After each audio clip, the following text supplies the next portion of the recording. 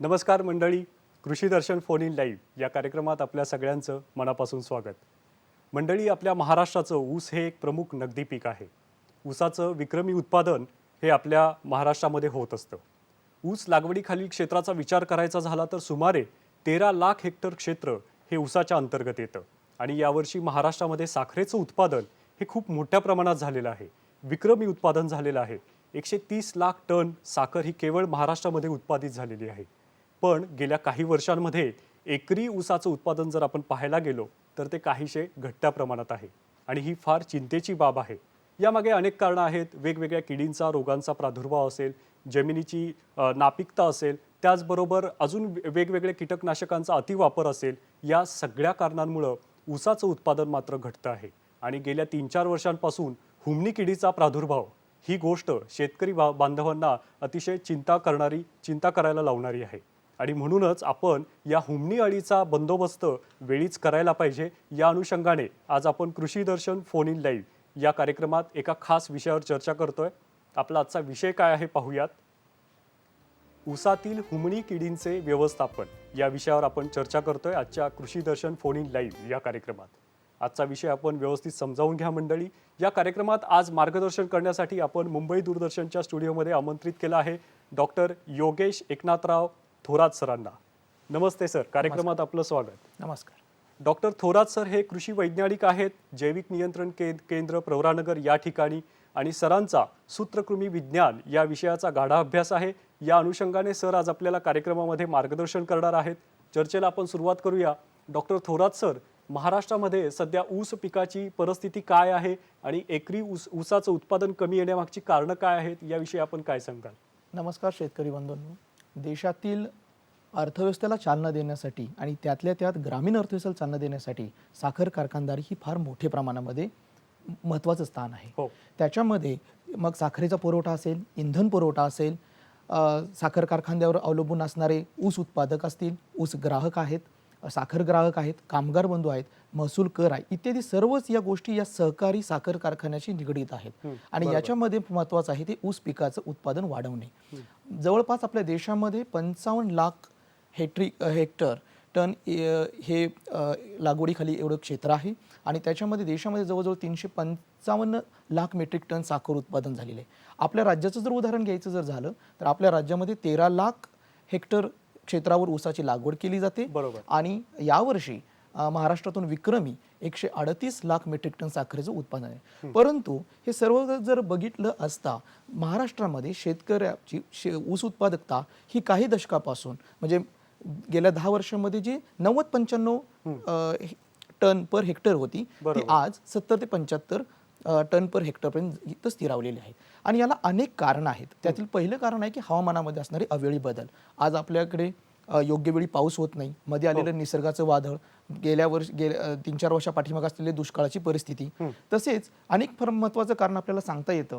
आणि त्याच्यामध्ये आहे की जमिनीची सुपीकता कमी होत जाणं, सेंद्रिय पदार्थांचा कमी प्रमाणे वापर होत जाणं, तसेच रासायनिक कीटकनाशकांचा किंवा रासायनिक खतांचा हा बेसुमार वापर करणं, त्याच्यामुळे जमिनीची सुपीकता कमी होत जाते. आणि सर्वात महत्त्वाचं मला इथं कारण सांगावंसं वाटतं ते म्हणजे जैविक घटकांचा अत्यल्प वापर होणं. आणि जैविक घटकांचा वापर नाही, मित्र किडींचा नाश होणं, किडी आणि किडींचा जीवनक्रमाची अवस्था न समजावून घेता कीटकनाशकांचा मोठ्या प्रमाणामध्ये वापर करणं आणि याच्यामुळे ऊस उत्पादकता ही मोठ्या प्रमाणामध्ये घटलेली आपल्याला दिसून येत आहे. बरोबर. डॉक्टर थोरात सर, आपण ऊस उत्पादन कमी होण्याची वेगवेगळी कारणं आपण या ठिकाणी सांगितली. एकीकडे साखरेचं उत्पादन वाढतंय, पण ऊसाचं एकरी उत्पादन मात्र घटतंय आणि त्यामागची कारणं आपण या ठिकाणी सांगितली. पण आता गेल्या काही 3-4 वर्षांपासून हुमणी किडीचा प्रादुर्भाव ऊसावर मोठ्या प्रमाणात होतोय आणि शेतकरी बांधव अतिशय चिंताग्रस्त आहेत या किडीमुळे. तर या किडीविषयी आपण काय सांगाल? हुमणी ही कीड तशी जर बघितली तर ही जवळजवळ सर्वच भारतामध्ये सर्वच पिकावर मोठ्या प्रमाणामध्ये हल्ला करते. हुमणी किडींच्या 4 अवस्था असतात. भुंगेर आहे, आळी आहे, अंडी अवस्था आणि कोश अवस्था अशा पद्धतीने आहे. हुमणी ही कीड राष्ट्रीय कीड म्हणून आता ओळखली गेलेली आहे. बरोबर. फक्त ती ऊसामध्ये मर्यादित न राहता ऊसामधल्या असलेल्या आंतरपिकामध्ये सुद्धा प्रादुर्भाव मोठ्या प्रमाणात करते. सोयाबीन आहे, भुईमुग आहे. मागच्या वर्षी राहुरी तालुक्यामध्ये हरभऱ्यावर सुद्धा हुमणी म्हणजे रबी हंगामामध्ये सुद्धा हुमणीचा मोठ्या प्रमाणामध्ये प्रादुर्भाव झालेला आहे. म्हणजे जमिनीखालची जे आपण जी पिकं आहेत जसे की त्याच्यामध्ये हळद आहे, आले, रताळे, बीट या सर्वच पिकावर सुद्धा हुमणी मोठ्या प्रमाणात हल्ला करते. तसेच स्ट्रॉबेरी, डाळिंब, द्राक्षे याही पिकावर मोठ्या प्रमाणात हल्ला झालेला असं दिसून येतं. एकरी ऊसाची उत्पादकता हुमणी किडीमुळे फक्त एकट्या किडीमुळे घटलेली जवळजवळ आम्हाला 70 ते 80% आम्हाला उत्पादकता ही घटलेली दिसून येत आहे. आणि याला कारण एकच आहे की हुमणी किडीचा मोठ्या प्रमाणात वाढण्याचं कारण म्हणजे या किडीची जीवन अवस्था समजावून न घेता कीटकनाशकांचा बेसुमार वापर होणं. याच्यामुळे 2 गोष्टी घडतात. एक तर शेतकऱ्यांचे पैसे वाया जातात आणि दुसरी गोष्ट पर्यावरणाचे अतोनात नुकसान होते. बरोबर. आता हुमणी किडीचा प्रादुर्भाव का होतो हे आपण सांगितलं, पण आता महाराष्ट्रामध्ये याच्या वेगवेगळ्या प्रजाती असू शकतात का, आणि असतील तर त्या कोणत्या आहेत? हो, महाराष्ट्रामध्ये प्रामुख्याने वेगवेगळ्या हुमणीच्या प्रजाती आपल्याला दिसून येतात. हुमणी हा भुंगेरे वर्गीय या कीटक गटामधील आहे. प्रामुख्याने 16 प्रजाती महाराष्ट्रामध्ये आपल्याला दिसून येतात. पण त्यापैकी प्रामुख्याने 5 प्रजाती या महाराष्ट्रामधली ऊस पिकावर मोठ्या प्रमाणामध्ये हल्ला करतात. त्याच्यामध्ये आपण इथं बघू शकता की होलोट्रॅकिया सेरॅटा, होलोट्रॅकिया कन्सॅन्गुनिया, फायलोग्नॅथस स्पेसीज आणि ल्युकोफोलिस लेपिडोफेरा या प्रजाती महाराष्ट्रामध्ये मोठ्या प्रमाणामध्ये धुमाकूळ घालत असतात. त्यातल्या त्यात ल्युकोफोलिस लेपिडोफेरा ही नावाची जी प्रजाती आहे ती प्रजाती नदीकाठची जी ऊस क्षेत्र आहे त्या क्षेत्रावर आणि खोडवा पिकावर विशेषतः जास्त मोठ्या प्रमाणामध्ये प्रादुर्भाव केले दिसून येते. आणि महाराष्ट्रामध्ये हुमणी किडीचा फक्त पश्चिम महाराष्ट्रामध्ये जिल्ह्यामध्ये प्रादुर्भाव न राहता जसे की आपण तुम्ही पाहू शकता की पहिल्या चित्रामध्ये जी आहे ती होलोट्रॅकिया सेरॅटा आहे. दुसरं मधलं जे चित्र आहे ते फायलोग्नॅथस आहे. ही कीड ओळखण्याची एक चिन्ह सांगतो की या किडीच्या डोक्यावर गेंड्याच्या शिंगासारखं आकार आहे. आणि तिसरं आहे ते म्हणजे चकाकणारा जो कीटक आहे तो म्हणजे ल्युकोफोलिस लेपिडोफेरा. आणि ही फक्त हुमणी पश्चिम महाराष्ट्रामध्ये मर्यादित न राहता आता उत्तर महाराष्ट्र, मध्य महाराष्ट्र, पूर्व महाराष्ट्र म्हणजे जिथं जिथं ऊस पीक मोठ्या प्रमाणामध्ये आहे तिथं मोठ्या प्रमाणामध्ये नुकसान केल्याचं दिसून येत आहे. बरोबर. म्हणजे हुमणी किडीने साधारण बऱ्याच अंशी नुकसान केलं आहे ऊस पिकाचं, पण हे प्रमाण वाढण्यामागची काय कारण आहेत सर? जसं की मगाशी मी ऊस उत्पादकता कमी होण्याच्या कारणामध्ये ही काही कारणे हुमणी किडीला वाढण्याची सुद्धा कारणं आहेत. पण प्रामुख्याने एक कारण आपल्याला इथं सांगावं वाटतं की ऊस पिकानंतर दुसरं पीक न घेणं, त्याला आपण पीक फेरपालट करतो तो न करणं, ऊसानंतर खोडव्यानंतर त्याचं पुढचं अनेक पीक घेणं, यामुळं सतत ते पीक आपल्या शेतात असल्यामुळे हुमणी किडीला तो सहवास भेटत जातो. तसेच वालुकामय किंवा हलक्या प्रतीच्या जमिनींची आपण ऊस क्षेत्रासाठी आपण निवड करतो. त्याच्यामध्ये हुमणीचा मोठ्या प्रमाणात प्रादुर्भाव होऊन जातो. जेव्हा आपल्याकडे पाण्याची खूप कमतरता भासते त्यावेळेला मोठ्या प्रमाणात हलक्या जमिनीमध्ये हुमणीचा प्रादुर्भाव मोठ्या प्रमाणात दिसून येतो. तसेच आपल्या शेताभोवती असणारी निंब, बाबळ, बोर या जे झाडी आहेत या झाडं जर दाट झाडी असतील तर त्याच्यावर हे भुंगेरे हे रात्री त्याच्यावर पाने खातात आणि त्याच्यामुळे तिथं सुद्धा हुमणीचा मोठ्या प्रमाणात प्रादुर्भाव दिसून येतो. प्रामुख्याने हुमणी किडीच्या नियंत्रणासाठी शेतकरी बऱ्याच वेळेला आपण आळीच्या पाठीमागे जास्त लागतो. ज्या वेळेला आळी ही नुकसान करणारी आहे आणि ती आळी जमिनीमध्ये आहे पण नुकसान करणारी अवस्था तिच्या पाठीमागे जास्त जातो. त्याच्यामुळे तिला जन्म देणारा भुंगेर आहे तो मात्र तो तसाच वर्षभर फिरत राहतो आणि याच्यामुळे त्याचं नियंत्रण करणं, त्याचं नियोजन करणं हे फार महत्त्वाची गोष्ट आहे. आणि जैविक कीटकनाशकांचा सुद्धा कमी वापर करणं, किडीची अवस्था सुद्धा न माहीत करता रासायनिक कीटकनाशकांचा जास्तीत जास्त वापर करणं, याच्यामुळे हुमणी कीड ही सातत्याने मी पाहतोय की 3-4 वर्षापासून मोठ्या प्रमाणामध्ये त्याचा प्रादुर्भाव वाढत झाला गेला. बरोबर. सर, आता हुमणी किडीचा जो प्रादुर्भाव आहे तो ऊस पिकाच्या वाढीच्या कोणत्या अवस्थेमध्ये होतो आणि तो हल्ला किंवा ते संक्रमण झालं आहे हे ओळखण्यासाठी काय चिन्ह असतात? आता आपल्याकडे ऊस लागवडीचे वेगवेगळे हंगाम आहेत. जसे की अडसाली आहे, सुरू हंगाम आहे. तर जवळजवळ अडसाली हंगामामध्ये किंवा सुरू हंगामामध्ये किंवा खोडव्या पिकामध्ये ही ऊसामध्ये मे आणि जूनच्या दरम्यान या किडीचे भुंगेरे मोठ्या प्रमाणामध्ये बाहेर पडतात बर. आणि हे भुंगेरे जून जुलैच्या दरम्यानमध्ये त्यांची मादी हे या हुमणी किडीला जन्म देते अंड्यांच्या मार्फत. हो, आपण स्लाइडच्या माध्यमातून हे प्रेक्षकांना दाखवतोय. निश्चित सांगू. हा, तर हा जो जीवनक्रम आपण सांगताय, तर यामध्ये पहिला जो अवस्था आहे, पहिली जी अवस्था आहे, याबद्दल आपण काय सांगाल? यातली जी महत्त्वाची अवस्था आहे ती म्हणजे प्रौढ भुंगेरे अवस्था आहे, की जी अवस्था मे ते जून पहिल्या वळवाच्या पावसाच्या वेळेला हे भुंगेरे जमिनीतून बाहेर येतात बर. आणि निंब, बोर, बाबळी यांची कोवळी फूट जी आहे त्यांच्या याच्यावर ते पहिल्यांदा त्यांची उपजीविका करतात. हम्म. दुसरी त्यांच्या याच्यातून त्यांनी या मादीतून अंडी घातली जातात. ही अंडी जमिनीमध्ये किंवा उकिरड्याच्या जवळ शेजारी अंडी घातली जातात आणि हो, याच आपण अंड्यातून फोटोमध्ये दिसतंय अतिशय छोट्या प्रमाणात, लहान छोट्या आकाराची प्रमाणामध्ये अंडी अगदी आहेत. त्या अंडी आहेत आणि त्या अंड्यातून मग आळी अवस्था जन्माला येते. बरं. आता ही आळी अवस्था पहिल्या अवस्थेमध्ये असताना पहिल्यांदा थोड्या सेंद्रिय पदार्थावर उपजीविका करते आणि त्याच्यानंतर ती ऊस पिकाच्या मुळावर हल्ला करते. अच्छा. आणि मुळावर हल्ला केल्यानंतर ऊसाचे बेट उपसून, म्हणजे आपण जर सहज ऊस वाळलेला दिसतोय, पानं पिवळी झालेली दिसतात आणि तो जर ऊस बेट आपण सहज उपसून जर बघितलं तर तो सहज उपसून आपल्याकडे तो येतो आणि त्याच्या खाली आपल्याला हुमणीच्या आळ्या दिसतात. बरं. तसंच त्याची पुढची अवस्था आहे ती कोश अवस्था आहे आणि कोश अवस्थेतून भुंगेर अवस्था. हा पूर्ण कालावधी 1 वर्षाचा आहे. अच्छा, म्हणजे साधारण 1 वर्षामध्ये या अळीची वाढ ही पूर्णपणे पूर्ण होते. मोठ्या प्रमाणात. आता तुम्ही ज्या पद्धतीने सांगितलं की ऊस पिकावरती त्याचा जो हल्ला आहे तो झाल्यानंतर मुळांची वाढ जी आहे ती खुंटते, मुळं बाहेर उपसून निघतात, तर त्या संदर्भातील एक स्लाइड आपण प्रेक्षकांना दाखवूयात. बरं. हा, आपल्याला कार्यक्रमात एक फोन येतोय, तो फोन घेऊयात आपण sir. Sure, sure. Namdev Bhor आपल्याला फोन करतायत अहमदनगरवरून. नमस्कार सर, आपलं कार्यक्रमात स्वागत. आपला प्रश्न विचारा. हॅलो, नमस्ते, आपला प्रश्न विचारा. हुमणी आळी करता काय औषध वापरलं पाहिजे सर?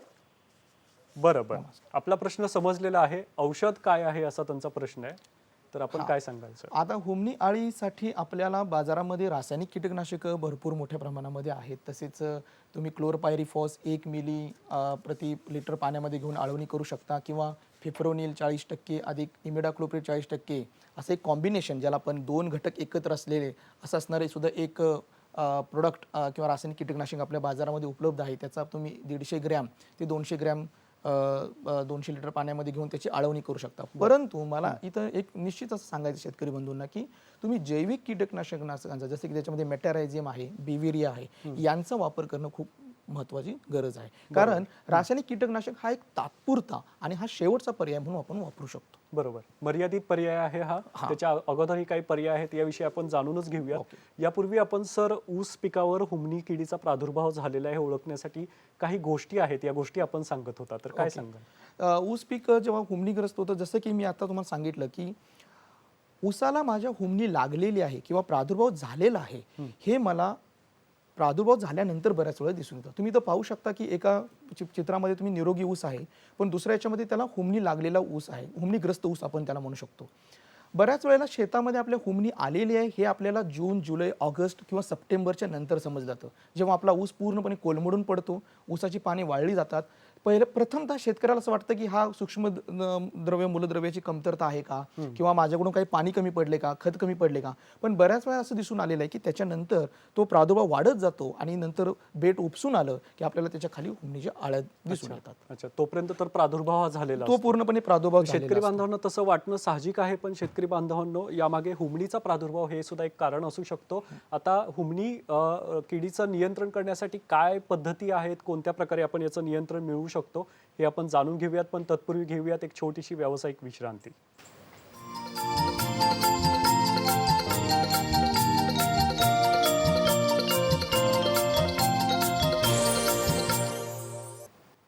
मंडळी नमस्कार, विश्रांतीनंतर कृषी दर्शन फोन इन लाईव्ह या कार्यक्रमात आपलं पुन्हा एकदा स्वागत. आज आपण ऊसातील हुमणी किडीचे व्यवस्थापन या विषयावर चर्चा करतोय आणि डॉक्टर योगेश थोरात सर आपल्याला मार्गदर्शन करतायत. थोरात सर, यापूर्वी आपण हुमणी किडीबद्दल सांगत असताना वेगवेगळ्या प्रकारच्या पद्धती आहेत ज्याच्या माध्यमातून आपण या किडीवरती नियंत्रण मिळवू शकतो, तर या पद्धती कोणत्या आहेत? बरं, मगाशी मी तुम्हाला सांगितल्या पद्धतीने की जसं या किडीचा जीवनक्रम जो आहे तो भुंगेऱ्यापासून सुरू होतो आणि शेवट त्याचा भुंगेऱ्यापर्यंत होतो. तर यातून एक 2 गोष्टी आम्हाला ठळकपणे दिसून येतात. यामध्ये जी आळी अवस्था आहे ती पिकामध्ये नुकसान करणारी अवस्था आहे. बरं. जी जमिनीमध्ये आहे आणि ती जमिनीमध्ये भरपूर वेळ आहे, म्हणजे जून महिन्यापासून ते सप्टेंबर म्हणजे 4 महिने ती आळी अवस्था आहे. ती उभ्या पिकामध्ये नुकसान करत आहे. पण या आळी अवस्थेला जन्म देणारा जो भुंगेर आहे तो वर्षातून एकदाच एप्रिल ते मे महिन्यामध्ये येतोय. मग आपण जर या भुंगेराचं जर नियोजन व्यवस्थित पद्धतीने जर केलं तर या आळीला जन्म देणारा हा भुंगेरा जर आपण पकडला, त्याचं जर नियोजन व्यवस्थित केलं तर आळीचा जन्म होणार नाही आणि परिणामी प्रादुर्भाव पण कमी करू शकतो. याच अनुषंगाने भारत सरकार, कृषी मंत्रालय, भारतीय अनुसंधान परिषद, भारतीय ऊस संशोधन संस्था लखनौ यांनी आमच्या संस्थेनं एक प्रकाश गंध सापळा कॉम्बो सापळाची निर्मिती केली अरे वा. आहे. तर या सापळ्यामध्ये आपल्याला दोन्ही साधनांचं एकत्रीकरण केलेलं आहे. एक प्रकाश, जो एक लाईट, आणि एक फेरोमेन किंवा त्याला आपण गंध असं म्हणतो. आता कॉम्बो सापळ्या संदर्भातील स्लाइड आपण दाखवतोय प्रेक्षकांना, काय सांगाल सर? या सापळ्यामध्ये दोन्ही साधनांचं एकत्रीकरण केले गेलेलं आहे. एक आहे लाईट, की जिथं आपण CFL 15 वॅटचा पांढरा प्रकाश देणारा हा लाईट तिथं जोडलेला आहे. दुसरा आहे त्याच्यामध्ये फेरोमेन आहे, जे गंध आहे. बरं. जसं की मार्केटमध्ये अनेक फेरोमेन आहेत, त्याला आपण नर मादी आकर्षित करणारे फेरोमेन असे आहेत. पण यामध्ये जो फेरोमेन आहे तो फेरोमेन दोन्हीही नर आणि मादीनं तो दोन्ही बोलून घेतो. बरोबर. आणि या प्रकाश सापळा जर आपण इथं लावला तर या प्रकाश सापळ्यामध्ये आपण भुंगेऱ्यांचं कलेक्शन करू शकतो, म्हणजे गोळा करू शकतो आणि त्याचं नियोजनही करू शकतो. अच्छा अच्छा सर, या संदर्भातील या सापळ्याविषयीची माहिती आपण घेऊयात. आपल्याला कार्यक्रमात एक फोन येतोय. विनया परब आपल्याला फोन करतायत विरारहून. नमस्कार विनयाजी, कार्यक्रमात आपलं स्वागत. आपला प्रश्न विचारा. नमस्कार सर. नमस्ते. नमस्कार. हा, मला एक प्रश्न विचारायचा आहे हो, विचारा. की ऊस पिकामध्ये कोणत्या हवामानामध्ये हुमणी पिका जास्त प्रादुर्भाव होतो?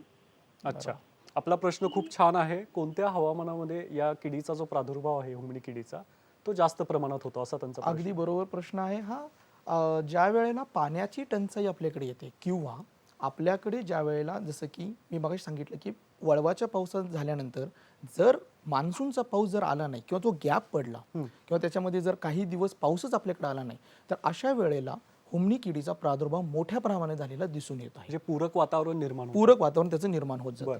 जर परत जून जुलैमध्येच मोठ्या प्रमाणात जर पाऊस झाला आणि जर पाणी जर जमिनीमध्ये जास्त मोठ्या प्रमाणात साचत गेलं तर हुमणी किडीचा प्रादुर्भाव एवढ्या मोठ्या प्रमाणामध्ये झालेला दिसून आलेला नाही. अच्छा, म्हणजे पावसाचा जो ताण पडला तर हे कीड मोठ्या प्रमाणात एक संकट होऊन आपल्या पुढे येते. बरोबर. आता सर, यापूर्वी आपण कॉम्बो सापळा जो आहे या किडीच्या नियंत्रणासाठी आपण तयार केलेला, या सापळ्याची माहिती देत होता, तर यामध्ये आपण अजून काय सांगाल?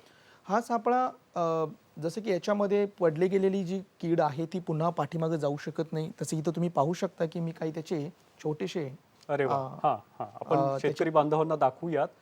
कॉम्बो सापळा याचे काही भाग सरांनी या ठिकाणी स्टुडिओमध्ये आणले तर आहेत. जसं की आपल्याकडे नॉर्मल आपण लाईटचा आपण वापर करतो, याच्यावर इथे CFL बल्ब येतो आणि याच्या खाली असे फ्लॅप्स असतात 4, बरं. की याला धडकून ते कीड खाली पडावी आणि इथं त्याचे फेरोमेन किंवा गंध गोळी किंवा त्याला आपण जो गंध जो मिळतो तो इथं आपण जोडू शकतो. त्याला आकर्षित होऊन त्याला आकर्षित होऊन ते खेचले किडे जातात. आपल्याकडे खेचले जातात. बरं. तसेच या मोठ्या असणाऱ्या या कलेक्शन ट्रफ किंवा याला आपण कलेक्शन पेटीमध्ये हे सगळे किडे येऊन पडतात आणि या कलेक्शन ट्रफला किंवा याच किडे गोळा करणाऱ्या पेटीमध्ये छोटे छोटे छिद्र पण दिलेले आहेत, अच्छा, ज्याच्यातून छिद्र कशासाठी आहेत? हे छोटे छोटे छिद्र एवढ्यासाठी दिले की याच्यातून मित्र किडी सुद्धा आपल्याकडे छोटे छोटे मित्र किडी सुद्धा या लाईटला आकर्षित होऊन आपल्या फापड्यामध्ये सापडतात. खरं तर त्यांचं आपण संवर्धन केलं गेलं पाहिजे. त्यांना आपलं पकडणं आपला हेतू नाही. आपला हेतू आहे की आपली हुमणी किडी यामध्ये पकडावी. जे छोटे कीड आहे ते ह्या छोट्या छोट्या छिद्रातून ती निघून जावी आणि जो मोठा भुंगेर आहे तो याच्यामध्ये पकडावा. फार विचारपूर्वक असं हे डिझाईन आहे. हा, आणि याच्यामधून हा खाली याच्यातून आपण हे कलेक्शन बाहेर काढू शकतो, गोळा करू शकतो. बरं. अच्छा सर, आता या सापळ्यामध्ये अजून अशा कुठल्या महत्त्वाच्या बाबी आहेत ज्या तुम्ही शेतकरी बांधवांना सांगाल? सर्वात महत्त्वाचं म्हणजे हा सापळा जो आहे तो आमच्या संस्थेनं तयार केला गेलेला आहे आणि हा सापळा मे ते जून या महिन्यामध्ये आपल्या शेतामध्ये ऊस पिकामध्ये किंवा जिथं विहिरीवर वसलेला, जिथं लाईटची सोय आहे अशा ठिकाणी 10 ते 15 फूट उंचीवर हा सापळा बसवावा.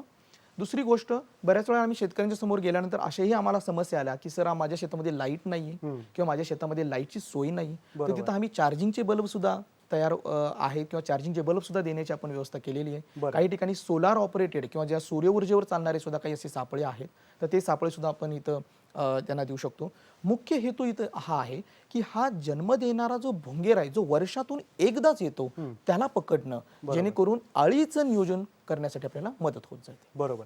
सर आता हेक्टरी जो आपल्याला जर हा सापळा वापरायचा असेल तर हेक्टरी साधारण किती सापळ्यांची संख्या लागते? 1 हेक्टरला हा एकच सापळा आपण शिफारस करत आहे. एका हेक्टरला आपण एकच सापळा आपण इथे शिफारस करत आहे. बरं, आणि इतर पिकांसाठी जर हा सापळा वापरायचा असेल तर तो वापरू शकतो? हा, आपण दुसऱ्या या सापळ्याच्या खालच्या बाजूला, या कलेक्शन ट्रपच्या खालच्या बाजूला असा एक जल सापळा म्हणून आपण थोडक्यात तयार केले गेलेला आहे. याच्यामध्ये सुद्धा तुम्ही नर आणि मादी यांना गोळा करणारे जे आपण सेक्स फेरोमेन म्हणतो ते इथं लावू शकता. याच्यामध्ये पाणी ठेवून म्हणजे ऊसामधील सुद्धा दुसऱ्या किडींचं सुद्धा इथं नियोजन होऊ शकतं. जसं की कांडी कीड आहे, खोडकीड आहे, शेंडे कीड आहे, त्यांचे जे पतंग आहेत त्यांना सुद्धा इथं नियंत्रण करण्यामध्ये फार महत्त्वाची इथं भूमिका हा सापळा, एकटा सापळा हुमणीचे किडे आणि दुसरे इतर किडींचे पतंग हा एकटा सापळा गोळा करू शकतो. अच्छा, म्हणजे वेगवेगळ्या पिकांसाठी सुद्धा आपण हा सापळा वापरू शकतो. आपल्याला कार्यक्रमात फोन येतोय. रोशनजी फोन करतायत आपल्याला. नमस्ते, कार्यक्रमात आपलं स्वागत. रोशन वैकुंठे भंडाऱ्याहून फोन करतायत. नमस्कार, आपलं स्वागत. आपला प्रश्न विचारा. हॅलो रोशनजी, आवाज येतोय तुम्हाला? अच्छा, काही तांत्रिक कारणास्तव आपण रोशन यांचा प्रश्न आपण समजावू नाही शकलो.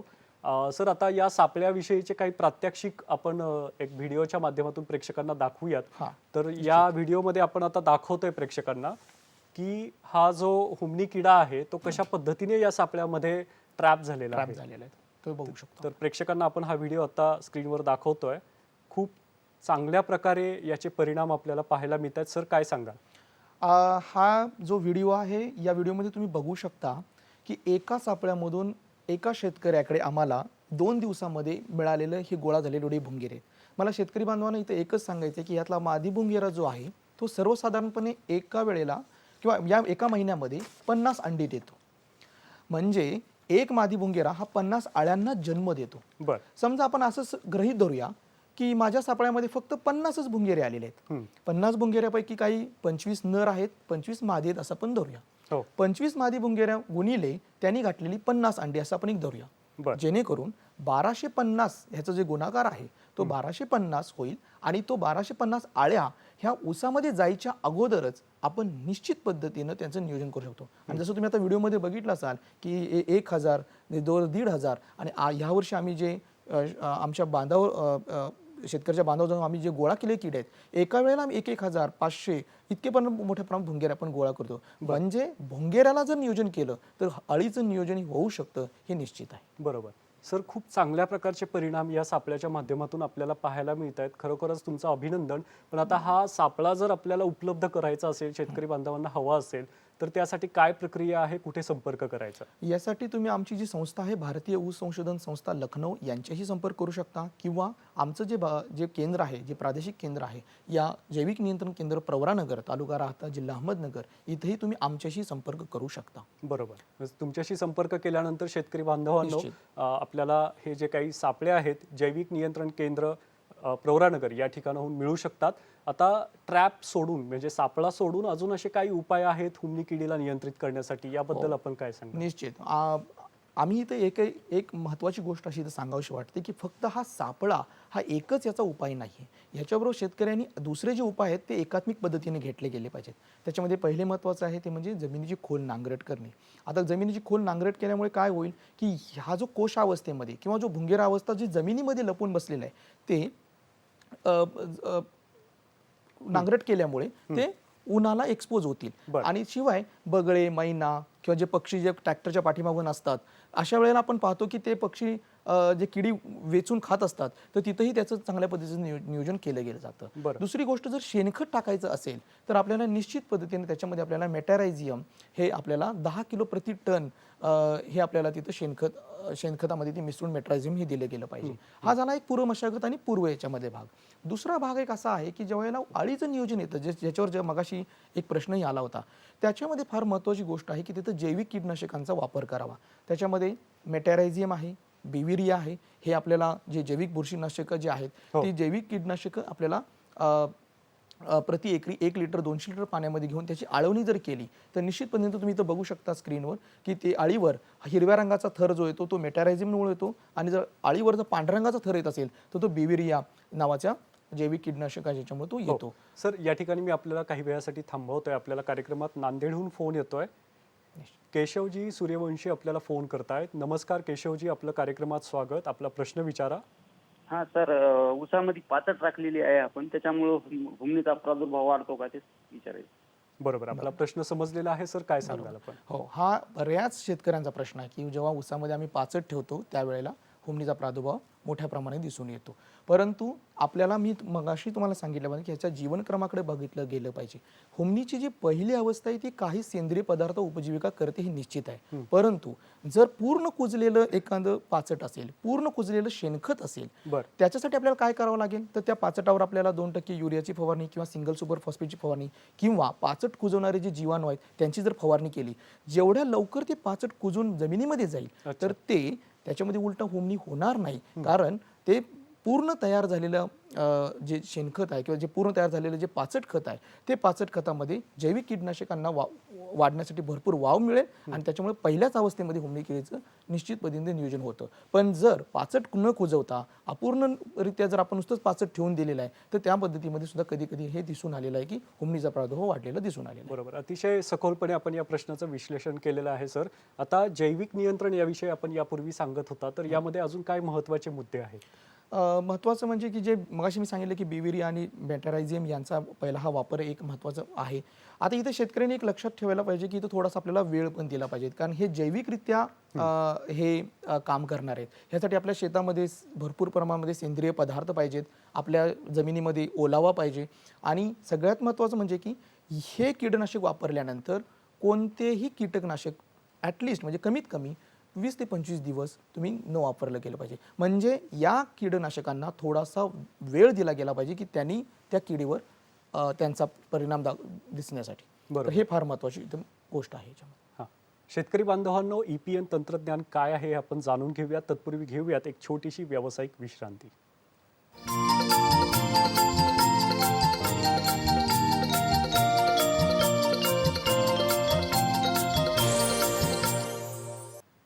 मंडळी नमस्कार. विश्रांतीनंतर कृषी दर्शन फोन इन लाईव्ह कार्यक्रमात आपलं स्वागत. ऊसातील हुमणी किडींचे व्यवस्थापन या विषयावर आपण चर्चा करतोय आणि डॉक्टर योगेश थोरात सर आपल्याला मार्गदर्शन करतायत. थोरात सर, काही वेळापूर्वी आपण कॉम्बो ट्रॅप किंवा कॉम्बो सापळा शेतकरी बांधवांना दाखवला, पण या सापळ्यामध्ये जे हुमणी किडे अडकणार आहेत, पकडले जाणार आहेत, त्यांचं पुढं काय करायचं, याचा आपण काय वापर करू शकतो? निश्चित पद्धतीनं या किडींना एकतर ते निशाचर आहेत, रात्री त्या किडी सगळ्या गोळा होणार आहेत. सकाळी जेव्हा आपण तिथं जाईल त्यावेळेला या किडींना आपण गरम पाण्यामध्ये मारलेलं सगळ्यात चांगल्या पद्धतीचे परिणाम दिसलेले आहेत. आता आपण रॉकेल मिश्रित किंवा कीटकनाशकामध्ये का नाही टाकायचे? कारण बऱ्याच शेतकऱ्यांनी आम्हाला असं सांगितलं की जेव्हा आपण ते कीटकनाशकामध्ये टाकतो त्यांना मारण्यासाठी किंवा रॉकेल मिश्रित पाण्यामध्ये टाकतो त्यावेळेला हे किडी, मेलेल्या किडी किंवा एवढ्या मोठ्या संख्येनं गोळा झालेल्या किडी आपण उकिरड्यावर टाकणार, रस्त्यावर टाकणार, त्यावेळेला ते खायला कुत्रे, मांजरे किंवा इतर पक्षीसुद्धा येतात आणि त्यांच्या पोटामध्ये ते विषारी घटक जाऊ नयेत आणि निसर्गामध्ये आपण एक किडीचं नियोजन करतोय पण दुसऱ्या प्राण्याला हानिकारक करतोय आणि म्हणून तशा पद्धतीनं सुद्धा आपण न करता आपण त्यासाठी गरम पाणी वापरावे. दुसरी गोष्ट, जर शेततळ असेल, विहीर असेल तर त्याच्यामध्ये आपण इथं बघू शकता की मोठ्या प्रमाणामध्ये जर ही भुंगेरे गोळा जे झालेले आहेत ते आपण माशांना खायला देऊ शकता. कोंबड्यांना, जिथं कुक्कुटपालन आहे तिथं आपण कोंबड्यांनाही खायला देऊ शकता. काही शेतकऱ्यांनी सुद्धा याच किडींचं उत्तम असं खत तयार केलेलं आहे. एक छोटासा खड्डा घेतलेला आहे, त्याच्यामध्ये मेलेल्या किडी सगळ्या टाकून त्याच्यामध्ये 2% थोडासा युरिया टाकून ते खड्डा मोजून 2 ते 3 महिन्यामध्ये एक चांगल्या पद्धतीचं सुद्धा खत सुद्धा तयार झालेलं आहे. बरोबर. आता हा जो सापळा आहे तो आपल्या संस्थेमार्फत तर देण्यात येतोच आहे शेतकरी बांधवांची मागणी आल्यानंतर, पण जर शेतकरी बांधवांना हा उपलब्ध झालाच नाही तर याला पर्यायी व्यवस्था काय आहे का? शेतकरी बांधव त्याचा वापर करू शकतात? निश्चित. जसं की मी मगाशी सांगितलं की तुम्ही मगाशी चित्रामध्ये बघितलं की हा जो फ्लॅप्स आहे हे तुम्ही आपण घरगुती सुद्धा तयार करू शकता, ज्याच्यामध्ये की छोटासा आपल्या वहीचा पुठ्ठा असेल किंवा अशा पद्धतीचे जर काही पत्र्यासारखे जर आपल्याकडे काही साधनं असतील तर अशा अधिक चिन्हाचं जे आपण याच्यामध्ये असं फ्लॅप्स आपण तयार करू शकता. त्याच्यावर एक CFL बल्ब लावू शकता आणि खाली हे भुंगेरे गोळा करण्यासाठी पाटी ठेवू शकता. म्हणजे अगदी घरगुती सुद्धा हा सापळा आपण तयार करू शकतो आणि तो वापरामध्ये आणू शकतो. बरोबर. अतिशय सहज सोप्या पद्धतीने हा उपाय तुम्ही शेतकरी बांधवांना करू शकता. आता EPN तंत्रज्ञान काय आहे सर, काय सांगाल शेतकरी बांधवांना? EPN म्हणजे एंटोमोपॅथोजेन निमॅटोड्स, म्हणजे मित्र सूत्रकृमी. सूत्रकृमी हे जमिनीमध्ये असतात. काही सूत्रकृमी अपायकारक आहेत, इतर पिकामध्ये ते मुळावर हल्ला करतात, मुळावर गाठी तयार करून मुळामध्ये पिकांची वाढ बरोबर. या संदर्भातील एक स्लाइड आपण दाखवतोय प्रेक्षकांना. तर या स्लाइडमध्ये आपण पण काही सूत्रकृमी असे आहेत की जे कीटकांच्यावर सुद्धा हल्ला करतात. मग त्यापैकी, कारण होमनीची जी आळी आहे ती आळी जमिनीमध्ये आहे आणि विशेष म्हणजे हिला मारण्यासाठी तिचा जमिनीमधला शत्रू शोधणं खूप गरजेचं आहे आणि याच्यामध्ये सूत्रकृमी फार मोठ्या प्रमाणामध्ये प्रभावकारी दिसून आलेले आहेत. त्याच्यामध्ये स्टेनरनिमा आणि हेट्रोएब्डेटिस या 2 प्रजाती आहेत आणि त्या 2 प्रजाती आपल्याला या आळीच्या शरीरामध्ये ते सूत्रकृमी शिरतात आणि आळीला मारून टाकतात आणि शिवाय पुन्हा मेलेल्या आळीतून सुद्धा ही सूत्रकृमी मोठ्या प्रमाणामध्ये जमिनीमध्ये बाहेर पडतात आणि पुन्हा नवीन आळीला शोधतात. तर अशा पद्धतीत असणारं सुद्धा एक सूत्रकृमी 150 ग्रॅम प्रति आपण 1 लिटर 15 लिटर पंपामध्ये घेऊन नोझल फुटचा काढून जर आपण त्याची आळवणी केली तर निश्चित पद्धतीने तिथं सुद्धा आपल्याला जिथं जिथं ऊसामध्ये हुमणी लागलेली आहे तिथं आपण आळवणी करून नियोजन करू शकतो. पण फवारणी किंवा आळवणी शक्यतो संध्याकाळी करावी. अच्छा सर, आता काही वेळापूर्वी आपण जैविक तंत्रज्ञान वापरून कशा प्रकारे या किडीचा प्रादुर्भाव रोखला जाऊ शकतो सांगितलं, पण आता रासायनिक कीटकनाशकांचा वापर किती प्रभावी आहे याविषयी आपण काय सांगू? हो, निश्चित पद्धतीनं रासायनिक कीटकनाशकांचा वापर ही योग्य करावा लागेल, आम्हाला काळजी घेऊनच करावा लागेल आणि सगळ्यात हा वापर शेवटी वापरावा असं माझं म्हणणं आहे. त्याच्यामध्ये तुम्ही क्लोरपायरिफॉस 50% प्रवाही 1 मिली प्रति 1 लिटर प्रति एकरी याच्यामध्ये तुम्ही मिसळून आळवणी करू शकता. किंवा मार्केटमध्ये आता फिप्रोनिल 40% आणि इमिडाक्लोप्रिड 40% पावडर हे एकरी 175 ते 200 ग्रॅम प्रति 400 लिटर पाण्यामध्ये घेऊन सुद्धा तुम्ही आळवणी करू शकता. पण शिफारस केलेलीच कीटकनाशकं आपण होमनी अळीच्या नियोजनासाठी वापरावं लागतात. आणखी एक महत्त्वाचा मुद्दा इथं सांगावा असं वाटतो की ही जी कीटकनाशकं आहेत ती आळीपर्यंत पोहोचण्यासाठी जमिनीमध्ये ओलावा असावा, वापसा परिस्थिती असावी, जेणेकरून आळीपर्यंत या कीटकनाशकाची मात्रा जावी. बरोबर. आपल्याला कार्यक्रमात एक फोन येतोय. लहान वाटोळे आपल्याला फोन करतायत जालन्याहून. नमस्कार, आपलं कार्यक्रमात स्वागत. लहानूजी, आपला प्रश्न विचारा. तर माझा प्रश्न हे आहे की हुमणी आळी करता का कीटकनाशकाचं काय प्रमाण घ्यायचं? कीटकनाशकांचा काय परिणाम आहे हुमणी अळीवरती? प्रमाण किती घ्यायचं? प्रमाणाविषयी विचारतायत. हा, जसं तुम्ही आळवणी करत असाल तर आपण पुढचा नोझल आपल्याला काढून आपल्याला ती आळवणी करावी लागते. थोडासा इथं खड्डा पण एक घ्यावा लागतो, कारण आळी ही ऊसाच्या पूर्ण खाली म्हणजे मुळावर हल्ला करत असल्यामुळे तिथं आपल्याला घ्यावं लागतं. शिवाय इथं आपण मी मगाशी सांगितल्याप्रमाणे क्लोरपायरिफॉस 50% प्रवाही हे प्रति 1 लिटर 200 लिटर पाण्यामध्ये घ्यावं लागेल. किंवा मार्केटमध्ये जे फिप्रोनिल 40% आणि इमिडाक्लोप्रिड 40% पावडर जी आहे ते 175 ते 200 ग्रॅम ही आपल्याला आळवणीच्या दृष्टीनेच हे द्यावं लागेल. आता इथं देत असताना मी पुन्हा एकदा तेच सांगतोय, बऱ्याच वेळा शेतकरी कीटकनाशकांचा वापर करतात पण त्यावेळेला पुरेसा ओलावा नसतो किंवा पुरेसा ती कंडिशन तयार झालेली नसते. त्याच्यामुळे जमिनीमध्ये ही आळी जिथं लपलेली आहे, जिथं लपून ती हल्ला करते तिथंपर्यंत कीटकनाशकांची मात्रा पोहोचणं फार महत्त्वाचं आहे आणि म्हणून जमिनीमध्ये ओलावा असणं, ओलावाची परिस्थिती असणं हे फार महत्त्वाचं आहे. बरोबर. आता ट्रायकोग्रामाचा वापर कशा पद्धतीने करता येऊ शकतो याविषयी काही तंत्रज्ञान आहे काय सांगाल? जसं की EPN किंवा मेटारायझियम बिविरिया हे जसे परोपजीवी जंतू आहेत किंवा एक शत्रू आपण म्हणतो की आपल्या किडींना मारणारे हे जे आहेत, तसेच ट्रायकोग्रामा हा एक परोपजीवी अंड्यावर उपजीविका करणारा, म्हणजे दुसऱ्यांच्या अंड्यावर उपजीविका करणारा, जसं तुम्ही इथं पाहू शकता की दुसऱ्यांच्या अंड्यावर तो उपजीविका करणारा हा एक कीटक आहे. आणि अशा पद्धतीचे ट्रायकोकार्ड्स किंवा ट्रायकोग्रामा आपण एकरी 2 ते 3 ट्रायकोकार्ड्स हे अगदी पहिल्या 30 ते 45 दिवसाच्या ऊसाच्या पासून ते दर 15 दिवसांनी किंवा दर 20 दिवसांनी हे ट्रायकोकार्ड्स आपल्याला लावले गेलेत. याच्यामुळे या ट्रायकोग्रामामुळे दुसऱ्या किडींच्या अंड्यांच्यावर त्यांच्यावर जाऊन ते उपजीविका करतात, त्यांचा अंड्यांच्याच अवस्थेमध्ये त्यांचा नाश करतात, म्हणजे त्यांची आळी अवस्था पुढं निर्माणच होऊन देत नाहीत आणि त्याच्यामुळं एक प्रकारचं नियोजन हे केलं जाऊ शकतं. तर असे हे ट्रायकोकार्ड सुद्धा शेतकऱ्यांनी वापरणं खूप गरजेचं आहे. बरोबर. आता डॉक्टर थोरात सर, ICAR लखनौच्या अंतर्गत जी आपली संस्था आहे जैविक नियंत्रण केंद्र प्रवरानगर, ही संस्था सध्या कशा प्रकारे ऊस पिकावरती काम करत आहे, रोग किडींवरती काम करत आहे, याविषयी आपण काय सांगाल? जसे की 1952 साली त्यावेळच्या केंद्रीय ऊस समितीने भारतीय ऊस संशोधन संस्थेची स्थापना केली, जी लखनौ उत्तर प्रदेशची राजधानी आहे, इथं केली गेलेली आहे.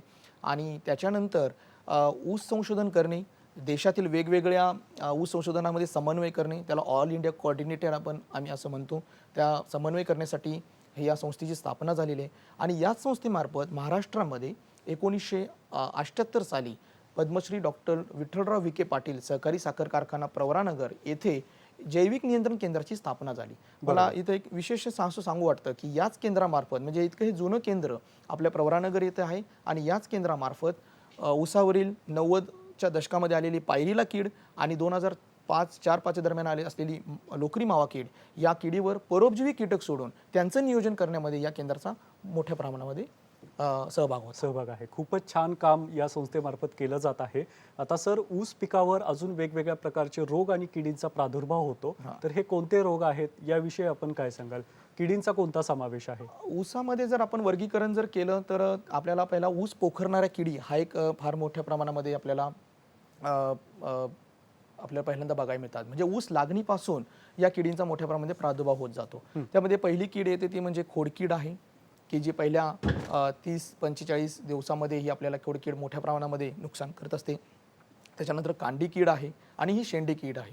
याही किडी ऊसामध्ये मोठ्या प्रमाणामध्ये नुकसान करत आहेत. तसेच रस शोषणाऱ्या, पानातील रस शोषणाऱ्या सुद्धा किडींचा इथं मोठ्या प्रमाणामध्ये प्रादुर्भाव होत असतो. त्याच्यामध्ये तुम्ही बघू शकता की पायरीला कीड आहे, किंवा पांढरी माशी जी जी 1-2-3 वर्षापूर्वी फार मोठ्या प्रमाणामध्ये आपल्या महाराष्ट्रामध्ये ऊस पिकावर मोठ्या प्रमाणामध्ये नुकसान करत आहे. आणि लोकरी मावा ही सुद्धा या किडी रस शोषणाऱ्या किडी आहेत. जमिनीखालील किडी, जसं की आता आपण त्याच्यावर आज आपण पूर्ण आपली चर्चा होती की जे हुमणी कीड आहे, तसेच जमिनीखाली अजून एक कीड आहे ती म्हणजे बुरखा कांडी कीड, ज्याला रूट बोरर इंग्रजीमध्ये असं म्हणतात, ती एक कीड आहे. तसेच वाळवी कीड ही सुद्धा एक मोठ्या प्रमाणामध्ये जमिनीखालच्या भागातून आपल्या ऊसावर मोठ्या प्रमाणामध्ये नुकसान करते. आपल्याला कार्यक्रमात एक फोन येतोय. भगवानजी पाटील आपल्याला फोन करतायत नंदुरबारहून. नमस्कार भगवानजी, कार्यक्रमात आपलं स्वागत. आपला प्रश्न विचारा. आपला प्रश्न विचारा. नमस्कार सर. नमस्कार. मी असं विचारतोय का आपण EPN वापरण्यासंबंधी सांगितलं, तर ते जे आपण पंपामध्ये द्रावण टाकतो त्यावेळेला मनुष्याला काही इजा झाली असेल किंवा पाठीवर पडलं तर काही साईड इफेक्ट होतो का? नाही. EPNच्या संदर्भामध्ये मी तुम्हाला एक निश्चित असं सांगू शकतो की EPN याचा कोणताही मनुष्यावर किंवा इतर प्राण्यावर कोणत्याही पद्धतीचा अपाय नाही आहे. कारण या सूत्रकृमींचं टार्गेट किंवा या सूत्रकृमींचा जो उद्देश आहे ते हुमणी किडीला शोधणं जमिनीमध्ये आणि त्यांच्यावर त्यांची उपजीविका करणं. म्हणजे त्याचं थोडक्यात हुमणी कीड हे त्याचं अन्न आहे. त्यामुळे ज्यावेळेला तुम्ही ते जमिनीमध्ये सोडता, ते त्यांनी स्वतःहून त्यांच्याकडे असे एक ॲडॅप्टेशन किंवा त्याला आपण म्हणतो की स्वतःहून त्यांनी मॉडिफिकेशन असं केलेलं आहे की ते जमिनीमध्ये जाऊन शोधणं आणि जमिनीवर शोधल्यानंतर त्यांना हुमणी किडीचा नाश करणं. कोणताही अपाय होणार नाही. बरोबर. आता सर, हुमणी किडीच्या नियंत्रणासाठी जे फेरोमेन वापरलं जात आहे ते उपलब्ध होण्यासाठी काय करावं लागेल? कुठं होईल साधारण उपलब्ध? नाही, त्यासाठी सुद्धा आमच्याशीच तुम्ही संपर्क करू शकता, किंवा ज्याला फेरोमेन जो आता ह्या कॉम्पोस्ट सापळ्यामध्ये जो वापरला गेलेला आहे तो आमच्याकडे मिथॉक्झिबेन्झिन म्हणून त्याचं केमिकल असं नाव आहे, तेही तुम्ही इथं आमच्याकडे संपर्क करू शकता, आमच्या संस्थेशी संपर्क करू शकता. बरोबर. यापूर्वी आपण ऊसावर वेगवेगळ्या ज्या किडींचा प्रादुर्भाव होतोय हुमणी सोडून, याविषयी आपण सांगत होता, पण आता हा प्रादुर्भाव रोखायचा असेल तर त्यासाठी काय करावं लागेल? जसं की पहिल्यांदा मी पुन्हा एकदा सांगतो की ऊस पीक हे बहुवार्षिक पीक आहे. आपल्या शेतामध्ये बराच वेळ हे पीक असल्यामुळे इथं जैविक घटकांचा वापर करणं खूप चांगल्या पद्धतीनं आपल्याला आणि त्याचे परिणाम चांगले बघायला मिळून येतात. कारण आडसाली ऊस आहे, सुरू ऊस आहे, खोडवा पीक आहे, हे जवळजवळ 12 ते 14, 16, 18 महिने आपल्या शेतामध्ये ऊस असतं. त्यामुळे जो एक प्रकारचा सहवास त्याच्यामध्ये तयार होतो, एक प्रकारचं एन्व्हायरमेंट जे तयार होतं, त्याच्यामध्ये जैविक घटकांचा वापर जर केला तर निश्चितपणे इथं आपल्याला परिणाम दिसून येतात. त्याच्यामध्ये तुम्ही ट्रायकोकार्ड्स वापरणं खूप गरजेचं आहे. जलसापळे, जसं की मग सांगितलं की जे पतंग आहेत त्यांचं नियोजन होऊ शकतं. हुमणीसाठी हा कॉम्बो सापळा, तसेच हुमणीसाठी मेटॅरायझम, बिविरी आणि EPN यांचा वापर करणं, तसेच योग्य बेणे निवड ही ऊसामधली फार महत्त्वाची गोष्ट आहे. बेणे प्रक्रिया हे एक फार महत्त्वाची गोष्ट आहे की ज्याच्यामध्ये बेने प्रक्रिया जर आपण चांगल्या पद्धतीने केली तर निश्चितपणे आपल्याला परिणाम दिसून येतात. आणि रासायनिक कीटकनाशकांचा वापर हा अगदीच शेवटी म्हणजे जेव्हा किडी आणि रोग हे नियोजनाच्या बाहेर जातात त्यावेळेला आपण त्यावेळेला ते रासायनिक कीटकनाशकांचा वापर निश्चित करू शकतो. बरोबर. कार्यक्रमात फोन येतोय आपल्याला. सचिनजी खर्डे फोन करतायत अहमदनगर या ठिकाणाहून. नमस्ते, कार्यक्रमात स्वागत. सचिनजी, आपला प्रश्न विचारा.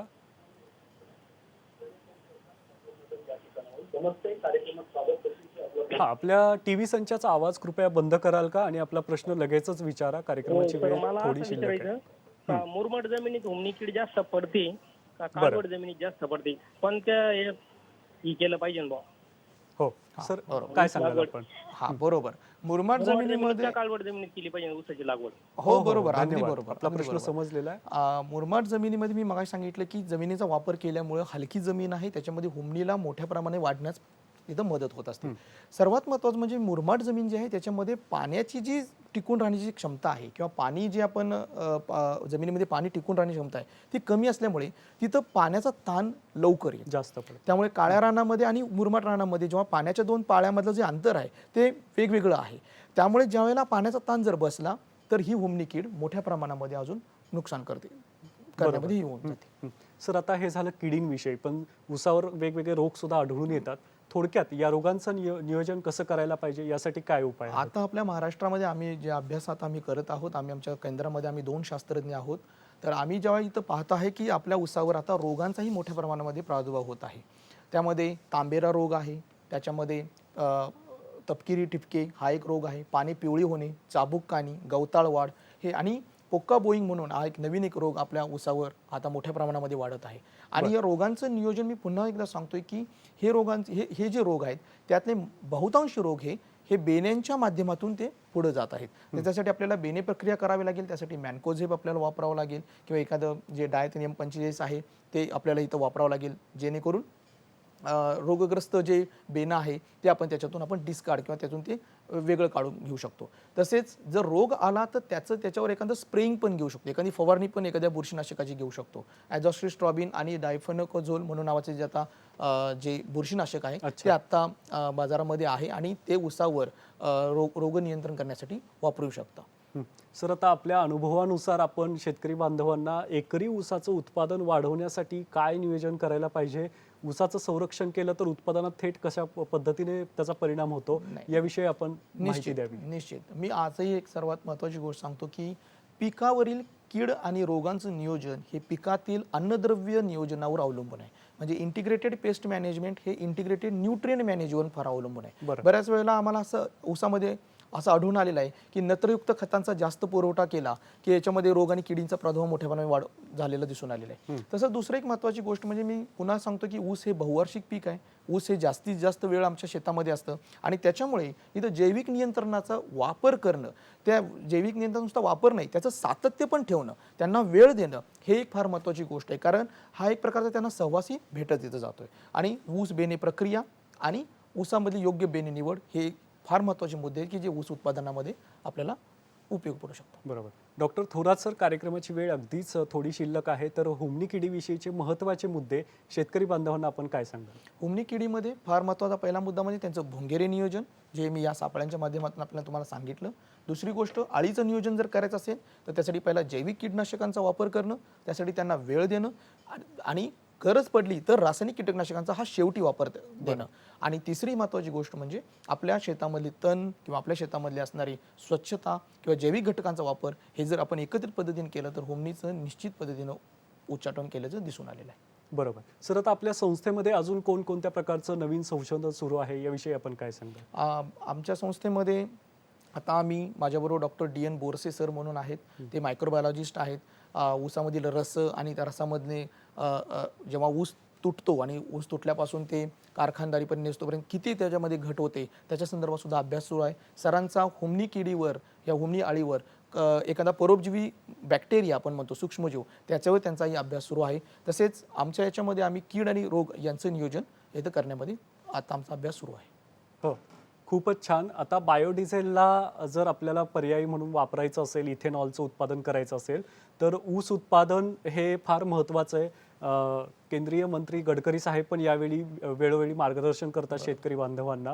तर याविषयी आपण काय सांगाल? नाही, निश्चित पद्धतीनं आज आपल्याला ऊस पीक हे फक्त साखरेसाठीच किंवा आपल्यामध्ये जसं की मी आता मगाशी आपलं प्रस्तावनेमध्ये तुम्ही सांगितलं की 138 लाख मेट्रिक टन यावेळी साखरेचं महाराष्ट्रात उत्पादन आहे आणि हे डायनॅमिक आहे, हे हलतंय चित्र. मागच्या वर्षी उत्तर प्रदेशचं जगात जास्त साखरेचं उत्पन्न होतं, यावेळेला महाराष्ट्राचं जास्त उत्पन्न आहे. पण फक्त साखरेचं उत्पादन म्हणून आपण ऊस पिकाकडे न बघता आता हे पीक ऊर्जा पीक म्हणून आपण इकडे खरं बघितलं गेलं पाहिजे. त्याच्यातून आपल्याला कोजेनमधून इलेक्ट्रिसिटी आहे, त्याच्यातून मग बायोडिझेल इथेनॉलसाठी आपण याचा वापर होऊ शकतो आणि सर्वात मध्ये याचा सर्व मोबदला हा शेतकऱ्यांना जर दिला गेला तर निश्चित पद्धतीनं डबलिंग द इन्कम, म्हणजे जर फार्मरचं उत्पन्न डबल करायचं आहे त्याच्यामध्ये ऊस पीक हे महत्त्वाचं आहे आणि ते चांगल्या पद्धतीने भागीदारी करू शकतो. धन्यवाद. हो हो हो. थोरात सर, अजून आपण आता काय महत्त्वाच्या बाबी सांगणार आहात? अगदी थोडक्यात सांगावं, कार्यक्रमाची वेळ अतिशय कमी राहिलेली आहे. नाही, मी पुन्हा तेच सांगतोय की एक तर किडींचे अवस्था अभ्यास करणं, ह्यांच्यामध्ये मला कोणत्या अवस्थेला कोण जन्म देतं हे फार महत्त्वाचं आहे, त्याचं नियोजन करणं आणि त्याच्यानंतर सर्वात महत्त्वाचं म्हणजे जैविक घटकांचा वापर करणं, तसेच पीक स्वच्छता हेही फार महत्त्वाची आहे. त्याच्यामध्ये मग तण नियंत्रण असेल किंवा मग त्याच्यामध्ये आंतरमशागत आहे किंवा आंतर पिकांचा सुद्धा वापर हे करणं, त्यामुळे सुद्धा ऊस पिकाचं सुद्धा उत्पन्न वाढल्याचं आपल्याला दिसून येतं. बरोबर. डॉक्टर योगेश थोरात सर, आपण हुमणी कीड व्यवस्थापन या विषयावर अतिशय सखोल माहिती आमच्या शेतकरी बांधवांना दिली. याचं विश्लेषण आपण चांगल्या पद्धतीनं केलं. त्याबद्दल मुंबई दूरदर्शनच्या वतीने आपले मनपूर्वक आभार आणि आपल्याला भावी वाटचालीसाठी शुभेच्छा. धन्यवाद. धन्यवाद.